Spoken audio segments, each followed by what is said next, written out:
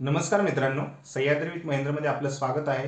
Video आवडल्यास like करा, चॅनलला सबस्क्राईब करायला विसरू नका आणि तुमचे विचार कळवण्यासाठी कमेंट करा। होय, आपण जे थंबनेलमध्ये बघितलं, पुन्हा राष्ट्रवादी एकच राष्ट्रवादी पुन्हा ह्या प्रकारचे चर्चांना उधाण आलेलं आहे। कारणही तसंच आहे। सिक्वेन्सनुसार जो 12 तारखेला वाढदिवस झाला शरदचंद्र पवारांचा, त्यावेळेस अजित पवार यांनी घेतलेली शरदचंद्र पवार यांची भेट, सुप्रिया सुळेही त्यावेळेस उपस्थित होत्या। अजित पवारांसोबत त्यांच्या पत्नी सुनेत्रा पवार आणि प्रफुल्ल पटेल यांनी शरद पवारांची भेट घेतली। ऑफकोर्स वाढदिवसाच्या शुभेच्छा देण्यासाठी त्यांनी भेट घेतली आहे, प्रत्येकालाच वाटलं। त्यानंतर दुपारी अमित शहा यांनी शरदचंद्र पवारांची भेट घेतली आणि त्यानंतर काही वेळातच दुसऱ्या दिवशीच रोहित पवार आहेत, त्यांचं स्टेटमेंट आलं की हे महाराष्ट्राची संस्कृती दाखवणारी भेट आहे।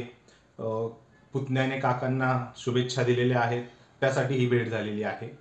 आणि त्यानंतर रोहित पवार यांच्या आई आहेत, त्यांचंही विधान आलं, त्यांचंही स्टेटमेंट आलं की दोन्ही राष्ट्रवादी एकत्र आली तर अजूनही ताकद बळकट होईल राष्ट्रवादीची, कारण जसं आपण विखुरलोय तसं आपली ताकद कमी झाली आहे। म्हणजे ह्याही शब्दाचा रोहित पवार यांना प्रश्न विचारल्यानंतर रोहित पवार यांनी स्पष्ट केलं की हे तिचं मत होतं, माझ्या आईचं, तिने ते मांडलं। आणि त्यात आजच एक बातमी आलेली आहे की शरदचंद्र पवार गटातील काही खासदार आणि काही आमदार यांचा गट भाजपसोबत युती करण्यासाठी आग्रही आहे। त्यांनी तशी भूमिकाही शरदचंद्र पवार यांच्यापर्यंत पोहोचवलेली आहे। या एकंदरीत सिक्वेन्सनुसार साहजिकच अनेक प्रश्न पडलेत महाराष्ट्राच्या जनतेला, कारण शरदचंद्र पवार यांचं राजकारण सोपं नाही राहिलेलं आहे। त्यांनी बहुतेक वेळेस म्हणजे काही ना काही उलथापालथ केलेली आहे महाराष्ट्राच्या राजकारणात।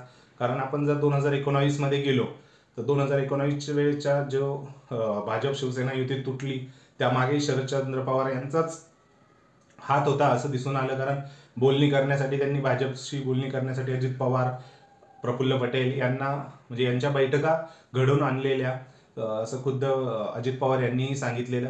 दिल्लीतही बैठका झालेल्या। सो याही गोष्टींमधून शरदचंद्र पवार एक नक्कीच वेगळी चाल चालतायत, कारण खूप काही गोष्टी आहे। कारण सत्ता नसताना, केंद्रातही सत्ता नाही आहे आणि राज्यातही नाही आहे, आपल्या आमदारांना बळ भेटण्यासाठी, विकास कामांना गती भेटण्यासाठी फंड लागणार आहे। फंड जर भेटला तर त्यांची पक्षाची ताकद वाढणार आहे। सो ह्या गोष्टी निश्चितच पवार कुटुंबांच्या, अजित पवार आणि शरद पवार यांच्या पुढे जुळून येऊ शकतात असं ठाम आहे। तुम्हाला काय वाटतंय, हे दोन्ही पवार एकत्र येऊ शकतात का? आणि आले तर महाराष्ट्राच्या राजकारणात राष्ट्रवादी पुन्हा एक प्रादेशिक पक्ष किती मजबूतीने उभा राहील भाजपसोबत, हे नक्की कमेंट करून कळवा। व्हिडिओ आवडल्यास लाईक करा आणि चॅनलला सबस्क्राईब करायला विसरू नका। धन्यवाद।